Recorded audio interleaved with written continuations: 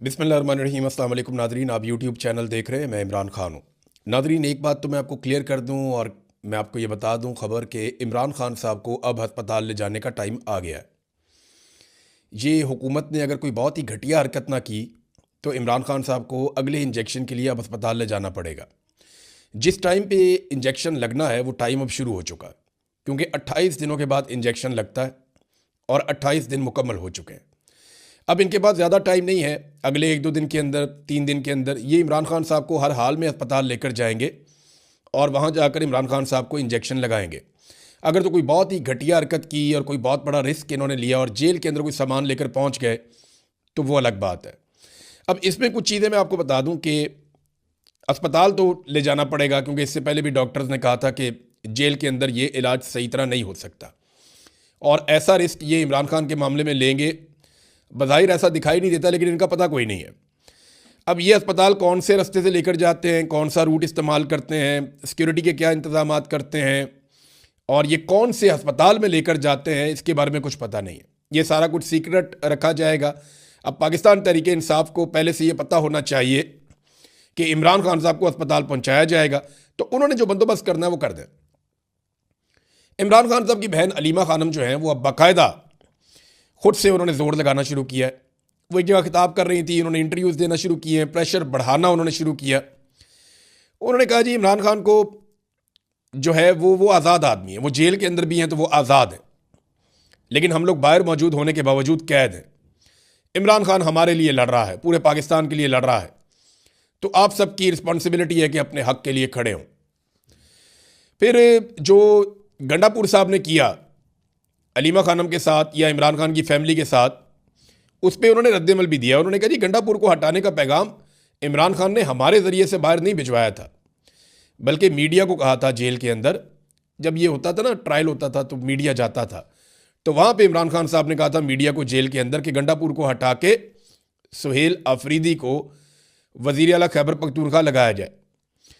फिर उन्होंने कहा जो गंडापुर इमरान खान को नहीं ना कह सकते, वो अब उनकी फैमिली को कह देते हैं। दरअसल उन्हें गुस्सा इमरान खान पर है और पाकिस्तान तहरीक इंसाफ के जो लोग इमरान खान के लिए लड़ नहीं सकते ना, वो साइड पे हो जाए। ये उन्होंने गंडापुर को पैगाम दिया कि अगर आपने नहीं लड़ना तो आप साइड पे हो जाए। देखिए गंडापुर का प्रॉब्लम क्या हुआ, गंडापुर साहब के साथ ये हुआ कि वो बर्दाश्त नहीं कर पाए। 1.5 साल तक तहरीक की उन्होंने क़यादत की गंडापुर ने, और सारी चीज़ों के वो मालिक बने रहे, फैसले वो करते रहे गंडापुर 1.5 साल तक, और काफ़ी मायूसी फैलाने के बाद उन्होंने इक़्तिदार छोड़ा और अब 6 महीने भी उनसे बर्दाश्त नहीं हुआ और वो आगे। हैरानकुन तौर पे गंडापुर साहब जब वापस आए हैं तो उन्होंने अटैक एस्टेब्लिशमेंट के ऊपर या हुकूमत के ऊपर नहीं किया, बल्कि गंडापुर साहब ने वापस आने के बाद बिल्कुल शेर अफजल मरवत की तरह सारा का सारा अटैक पाकिस्तान तहरीक इंसाफ और सारा का सारा अटैक गंडापुर साहब ने वापस आने के बाद इमरान खान साहब की फैमिली पे कर दिया। ये मुझे ऐसा दिखाई देता है कि अगर हालात ऐसे ही चलते रहे तो गंडापुर किसी दिन इमरान खान पे ही चढ़ दौड़ेंगे और शेर अफजल मरवत भी। अब शेर अफजल मरवत तो कहना शुरू हो गया आहिस्ता आहिस्ता, वो तो यानी ये भी कहना शुरू हो गया कि मकबूलियत मेरी है, इमरान खान की नहीं है। गंडापुर ने भी ऐसी एक बात की कि इमरान खान से बड़े जलसे तो मैं करता रहा हूँ, यानी इमरान खान के बगैर हमने बड़े बड़े जलसे किए हैं। तो जनाब एक तरफ गंडापुर साहब जो हैं वो इस्लामाबाद में आते जाते हैं, वो अपनी एक नई सियासत शुरू कर देते हैं, एक पार्टी के अंदर डिवाइड पैदा करते हैं। दूसरी तरफ सुहेल अफरीदी के लिए मुश्किलात बढ़ती जा रही हैं। वो बेशक वज़ीर आला इस वक्त खैबर पख्तूनख्वा के, और उन्हें अभी तक पार्टी की सपोर्ट उनके साथ है, कुछ हद तक जो है वो सोशल मीडिया भी उन्हें सपोर्ट करता है। गो के गुज़िश्ता 2 हफ्तों के अंदर उनके साथ बहुत बुरा हुआ और उनकी परफॉर्मेंस भी ऐसी थी कि जिसके ऊपर तनकीद की जाती, जैसे कि वो बंद हो गए जाके इस्लामाबाद में, और इसके अलावा उनके पास ऑप्शन भी कोई नहीं था, वैसे मैं इतना जानता हूँ। तो सुहेल अफरीदी को अब गिरफ्तार करके पेश करने का हुक्म दिया गया है, वो वाले केस में जो उन्होंने कहा था कि मस्जिद के अंदर कुत्ते गए और जब लोगों ने जाकर पूछा कि जनाब ये मस्जिद के अंदर कुत्ते क्यों हैं, तो वहाँ पे मौजूद अफसरान ने ये कहा कि तुम और ये कुत्ते एक बराबर हो। ये जब सुहेल अफरीदी ने बात की थी, इससे पहले बहुत दफ़ा रिपोर्ट भी हो चुकी है। सुहेल अफरीदी ने यह बयान बाद में दिया था, ये पहले रिपोर्ट हो चुका है, वहाँ पे गवाह मौजूद हैं इन बातों के। तो इस केस में यानी रियासती इदारों पे इल्ज़ाम लगाए वो कह रही जब गिरफ्तार करके पेश करो, नाकाबिले ज़मानत वारंट गिरफ्तारी भी जारी कर दिए गए हैं। नादरीन एक और एतराफ़ किया राणा सनाउल्लाह साहब ने, ये सारी चीज़ें आपस में जुड़ती हैं। राणा सनाउल्लाह साहब कहते हैं जी कि इमरान खान साहब के जो मुतालबात हैं वो हम नहीं मान सकते, और उनमें उन्होंने 2 मुतालबात के बारे में कैटेगोरिकली कहा, और मैंने आपको पहले ये बताया था कि ये वो मुतालबात हैं जिनसे एस्टेब्लिशमेंट और हुकूमत डरती है। राणा सनाउल्लाह ने कहा कि 9 मई और 26 नवंबर की इंक्वायरी इमरान खान साहब मांगते हैं, ये मुतालबा हमें कबूल नहीं है। उस वक्त राणा सनाउल्लाह साहब ने कहा कि जब वो इंक्वायरी मांग रहे थे तब चीफ जस्टिस बंदयाल था, तो हम जेल में चले जाते और इमरान खान हुकूमत में आ जाता। तो मैं ये बता दूं कि नहीं, ये जो 26 नवंबर हुआ उस वक्त चीफ जस्टिस बंदयाल नहीं था। 2023 में बंदयाल चला गया था, और 2024 में 26 नवंबर होता है तब काजी फायज ईसा भी चला गया था, और ये जो मौजूदा जज है जस्टिस याया अफरीदी, ये आ गया था। तो ये बात आप अपने जहन में रखेंगे, राणा सनाउल्लाह साहब आधा सच बोल रहे हैं कि उस वक्त बंदयाल था। हाँ, बंदयाल उस वक्त था जब 9 मई हुआ था, उस वक्त बंदयाल था। और उस वक्त तो इमरान खान ने ऐसा कोई मुतालबा तो इमरान खान आज भी करते हैं, तो आज करवा दें आप इंक्वायरी, अब तो सारे जजेज आपके हैं।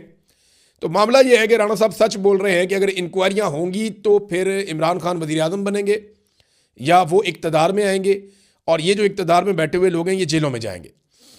और सुहेल बड़ाइश साहब ने एक और कॉलम लिखा, नाज़रीन मैं बार बार कहता हूँ मुझे अच्छा भी नहीं लगता, लेकिन मैं हैरान होता हूँ कि ये लोग थकते भी नहीं हैं, बस भी नहीं करते। उम्र के इस आखिरी हिस्से में भी इन चीज़ों को इस तरीके से कोई कैसे कर सकता है। यानी उन्होंने एक और कॉलम लिखा फिर तकिया पाकिस्तान तहरीक इंसाफ पे और इमरान खान पे कि जनाब डील क्यों नहीं करते, माफ़ी क्यों नहीं मांगते, इनको ट्रैक पे आना पड़ेगा, जब तक ये ट्रैक पे नहीं आएंगे तब तक ये नहीं होगा, वो नहीं होगा। ये क्या कॉलम है भाई? अंसार अब्बासी साहब हों, सुहेल वड़ाइश साहब हों, सीनियर सहाफ़ी हैं, बहुत पुराने काम करने वाले हैं, लेकिन ना करें यार। आपकी वजह से पूरी सहाफ़ती बरादरी बदनाम हो जाती है। आप लोगों की वजह से लोग कहते हैं कि सहाफ़ी हक के साथ खड़ा नहीं हो सकता। आप देखें ना, यहाँ सहाफ़ियों ने कितनी मार खाई है, लेकिन उन्होंने झूठ बोलना शुरू नहीं किया, वो फिर भी अपना काम कर रहे हैं। कितने सहाफ़ी गिरफ्तार हुए, क्या हुआ सिद्दीक जान के साथ, समी इब्राहिम साहब के साथ, और ये मकबूल जान साहब के साथ, क्या हुआ मुतीउल्लाह जान के साथ, असदपुर को भी गिरफ्तार किया गया, और बहुत सारे सहाफ़ी हैं जिनको बार बार गिरफ्तार किया गया। शाहिद असलम को गिरफ्तार किया गया। हमारे लाहौर के अंदर कई सहाफ़ी हैं, ज़हीम लगारी साहब हैं, उन्हें गिरफ्तार किया गया। फिर आप देखें जो शाकिर रहमान साहब के साथ हुआ, बेशुमार लोग हैं, वो सारे अपना काम करते हैं, नई नस्ल इज्जत बनाने की कोशिश कर रही है। आप लोग लुटिया डबो रहे हैं पाकिस्तान की। अरशद शरीफ भी सहाफ़ी था, ये आप लोग क्या कर रहे हैं? यानी एक कॉलम लिख दें कम से कम आप, जिसमें आप ये कहें कि पाकिस्तान का आर्मी चीफ ट्रैक पे आ जाए। किसी जगह पे ये लिख दें पाकिस्तान की इंटेलिजेंस एजेंसियां ट्रैक पे आ जाएं। किसी जगह पे लिख जाए कि पाकिस्तान की मिलिट्री एस्टेब्लिशमेंट पाकिस्तान की सियासत के अंदर किरदार अदा करना बंद कर दे। ये आप लिखते नहीं हैं। ये आप लिखते हैं नवाज शरीफ जब मुश्किल में होता है तब लिखते हैं। तो यही हरकतें आप ना करें मेहरबानी करके कि पीटीआई ट्रैक पे आ जाए। भाई वो ट्रैक के ऊपर ही है ना, यही तो जमहूरियत का ट्रैक है कि जनाब हमने पाकिस्तान में रूल ऑफ लॉ लेकर आना है, मैंडेट का एहतराम होना चाहिए, और हम गलत चीज़ को गलत कहेंगे और नहीं मानेंगे।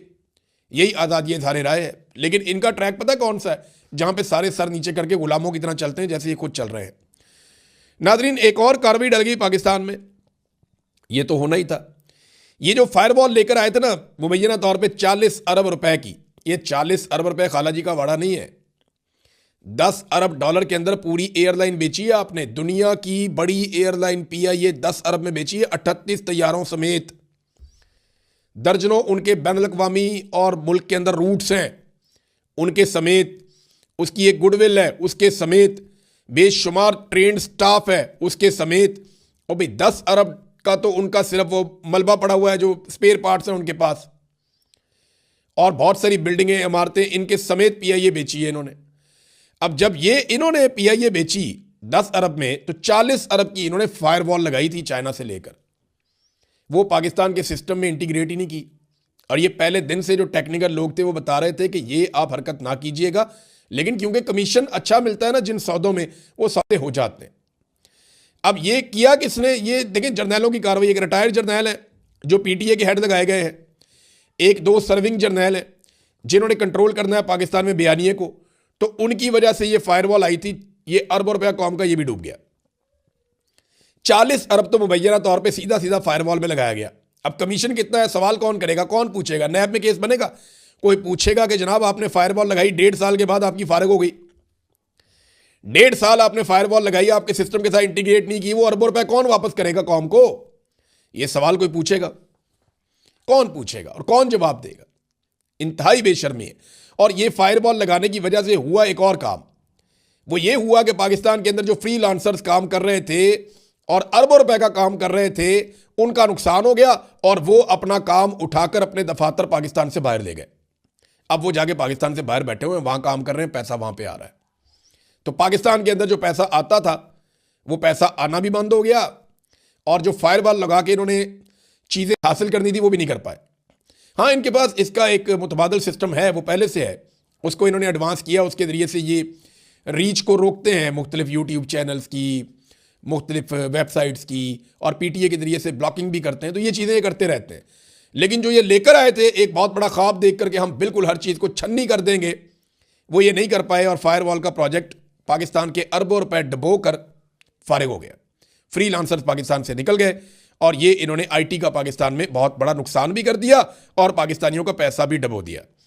पाकिस्तान को कौन कौन सी बड़ी कंपनियां छोड़ गई हैं, ये मैं आपको एक डाटा मेरे पास है, मैं आपके साथ शेयर करता हूं। नाज़रीन, 2022 में पाकिस्तान से कंपनियों के निकलने का सिलसिला शुरू होता है और जो बड़ी कंपनियां पाकिस्तान को छोड़ गई हैं उसमें एक सुनाफी है, एक शेल पाकिस्तान है, एक बायर है, एक टेलीनॉर है, एक टोटल एनर्जीज़ है, एक एली लिली है। ये फार्मा कंपनी है, बहुत बड़ी थी। और इसके बाद वेट्रिक्स है, फिर लोटे है, फिर उसके बाद एक कंपनी माइक्रोसॉफ्ट टेक्नोलॉजी, वो पाकिस्तान को छोड़ गई 2025 में। फाइज़र फार्मा है, 2024 में पाकिस्तान को छोड़ गई। क्रीम जो है, ऊबर जो है, ये दोनों पाकिस्तान को 2025 और 2024 में छोड़ गई। फिर गुल अहमद टेक्सटाइल है, 2024 के अंदर ये बंद हो गई। इसके बाद प्रॉक्टर एंड गैमल है, ये 2025 में बंद हो गई। और जिलेट ये 2025 में बंद हो गई। और यामाहा ये 2025 में, यामाहा मोटर्स ये भी 2025 में गई। और अब मित्सुबिशी कंपनी जो मोटर्स है वो पाकिस्तान में ये भी बंद हो गई। ये जनाब पाकिस्तान की मईशत के साथ इन्होंने किया। और इस वक्त पाकिस्तान का सिर्फ गर्दिशी कर्जा, ये हुकूमत की कारकर्दगी आपको बता रहा हूँ। गैस की कीमतें इन्होंने कई गुना बढ़ा दी, बिजली की कीमतें इन्होंने कई गुना बढ़ा दी। कीमतें बढ़ाने के बावजूद आज जो गैस के ऊपर सिर्फ गर्दिशी कर्जा है ना, जो पैसा पाकिस्तानियों ने देना है, वो 3,283 अरब रुपया है। 3,283 अरब रुपया, ये जनाब आपने सिर्फ पैसा देना है गैस के ऊपर, ये आपके ऊपर कर्जा चढ़ा हुआ है। और इलेक्ट्रिसिटी के ऊपर भी लगभग कोई 2,000 से 2,500 अरब के बीच में ये वेरी करता रहता है। तो लगभग 5,500 अरब आपने सिर्फ देना है क्या, गर्दिशी कर्जा, गैस का और बिजली का। ये पाकिस्तान के साथ मौजूदा पाकिस्तानी हुक्मरानों ने किया।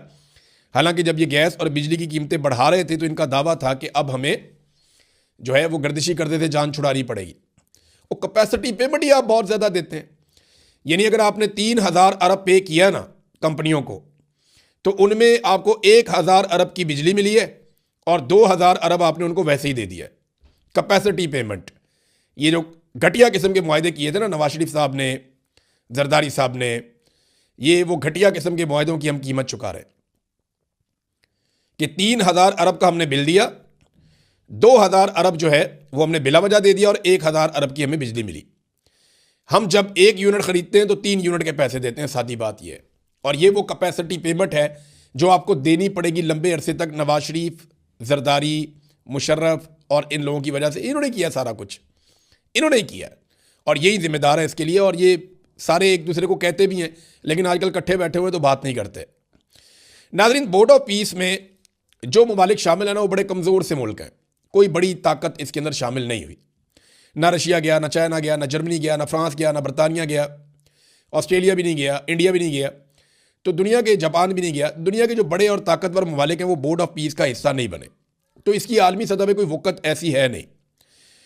2 रियासती हल, ये पाकिस्तान के अंदर आ गए तो पाकिस्तानी ये बात करते हैं कि 2 रियासती हल हमें चाहिए। यानी मैं हैरान हो रहा था, पाकिस्तान का जो सरकारी मौक़िफ़ है वो ये है कि इसराइल या नेतन्याहू की शमूलियत से हमें कोई परेशानी नहीं है बोर्ड ऑफ पीस में। इनको तो मुतालबा रखना चाहिए था कि जंगी मुजरिम में इसको शामिल ना करें, लेकिन वो कहते हैं इसराइल या नेतन्याहू के शामिल होने से हमें कोई परेशानी नहीं है, जबकि साथ में वो ये भी नहीं कहते कि जनाब फ़लस्तीन को शामिल कर दें। यानी फ़लस्तीन का फैसला फ़लस्तीनियों ने करना है ना, तो उनको शामिल करें आप, लेकिन उनकी शमूलियत के लिए भी मुतालबा नहीं किया जाता। देखिए, ये जो बोर्ड ऑफ पीस है, ये एक्चुअली इसके मालिकान अमेरिका और इसराइल हैं, और उन्होंने अलामती तौर पे भी कभी ये नहीं कहा कि फ़लस्तीनी रियासत बनेगी या फ़लस्तीनियों को कोई हक वगैरह मिलेगा। तो ये सारी कहानी है जो पाकिस्तानियों को सुनाई जा रही है, और ये सिर्फ डोनाल्ड ट्रंप से ताल्लुकात बढ़ाने का एक बहाना है और कुछ भी नहीं है, या ताल्लुकात अमेरिका के साथ रखने का एक बहाना है। कमज़ोर मुसलमान मुल्क है, उन्होंने कहा ठीक है जी, बना लेते हैं तलक। अब यहाँ पे शहबाज शरीफ की एक वीडियो आ रही है, पिछली सफ़ों से खड़े होकर उन्होंने डोनाल्ड ट्रंप को जैसे सलूट किया शहबाज शरीफ ने। क्या एक वज़ीर आज़म को ये ज़ेब देता है? हम एक एटमी कुव्वत हैं, और कोई भी मुल्क जो एटमी कुव्वत हो वो इस तरह की घटिया हरकत नहीं करता। सरबराह तो बहुत दूर की बात है, उसका कोई नुमाइंदा भी ऐसी हरकत नहीं करता। डोनाल्ड ट्रंप को दूर से देखकर पीछे से सलूट मारते हैं, पाग लगे रहन, ये क्या तरीका है? इमरान खान ने शहबाज शरीफ का नाम अर्दली रखा, और शहबाज शरीफ ने हर रोज साबित किया कि वो इस नाम के मुस्तहिक है। जिस तरह उन्होंने डोनाल्ड ट्रंप को सलूट मारा, मैं हैरान हो गया देखकर कि यार कोई इज्जतदार आदमी ये कर सकता है? भैया, आप पाकिस्तान की नुमाइंदगी कर रहे हैं, बेशक आप जाली वजीर आजम हैं, आपको आसिम मुनीर साहब ने जबरदस्ती वजीर आजम बना दिया, लेकिन आप उस कुर्सी पे बैठे हुए हैं। आप 25 करोड़ लोगों की नुमाइंदगी कर रहे हैं जिनके पास एटम बम है, और आप उठा के सलूट मार रहे हैं। आपको जेब देता है ये हरकत? भाई, ताल्लुकात ऐसे होते हैं? आप तो मरासी बने हुए हैं ट्रंप के। नाजरीन, एक और दावा सामने आ रहा है। मुख्तलिफ ज़राए और सहाफ़ी ये दावा कर रहे हैं कि पाकिस्तानी जो हुक्मरान है इस वक्त, या एस्टेब्लिशमेंट है, इन्होंने जो फ़ायदे या मुआहदे अमेरिका के साथ या अमरीकियों के साथ किए हैं ना, इनमें डोनाल्ड ट्रंप के फ्रेंड्स एंड फैमिलीज कंपनीज जो हैं वो फ़ायदा उठा रही हैं। यानी डोनाल्ड ट्रंप के बहुत करीबी लोग हैं। मिसाल के तौर पे क्रिप्टो का मामला हो, मिनरल्स का मामला हो, रूजवेल्ट होटल का मामला हो, या रेकोडेक का मामला हो, ये सारा कुछ जाकर डोनाल्ड ट्रंप के करीबी लोगों के साथ जुड़ता है। यानी मुआहदे और एमओयूज उनके साथ होते हैं। ये बड़ी इंटरेस्टिंग चीज़ है। डोनाल्ड ट्रंप को खुश रखने के लिए क्या उनके आसपास के तमाम लोगों को पाकिस्तानी हुकूमत अपने सरकारी वसाइल से नवाज रही है? तो इन खबरों के मुताबिक तो इसका जवाब है कि हाँ, ऐसा ही है।